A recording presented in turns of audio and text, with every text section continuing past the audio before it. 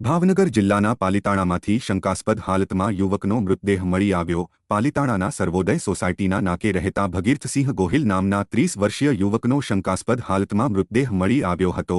છેલ્લા ઘણા સમયથી ભગીરથસિંહ ગોહિલ પોતાના ઘરે એકલા રહેતા હતા। હત્યા કે પછી કુદરતી મૃત્યુ અંગે પોલીસ મગનું નામ મરી નથી પાડતી। 15 દિવસ પૂર્વે જે મિલકતની બંને ભાઈ વચ્ચે વેચણી થઈ હોવાનું જાણવા મળ્યું હતું। જો કે પાલિતાણા ટાઉન પોલીસ તેમજ એલસીબી, એસઓજી સહિતનો સ્ટાફ ઘટના સ્થળે પહોંચ્યો હતો। જ્યારે એએસપી અંશુલ જૈને જણાવ્યું હતું કે ડોગ સ્ક્વોડ અને એફએસએલ દ્વારા તપાસ કરવામાં આવી રહી છે। પીએમ રિપોર્ટ આવ્યા બાદ મોતનું કારણ બહાર આવી શકે છે।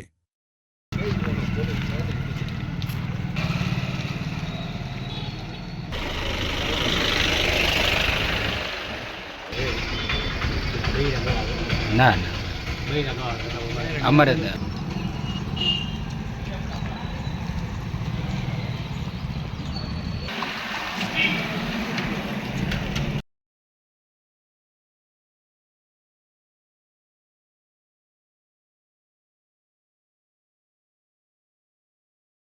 આજ રોજ પાલિતાણા ટાઉનમાં સર્વોદય સોસાયટીના નાકા પાસે આદપુર રોડ ઉપર એક ભગીરથસિંહ બટુકભાઈ ગોહિલ કરીને 37 વર્ષની ઉંમરના ભાઈ રહેતા હતા।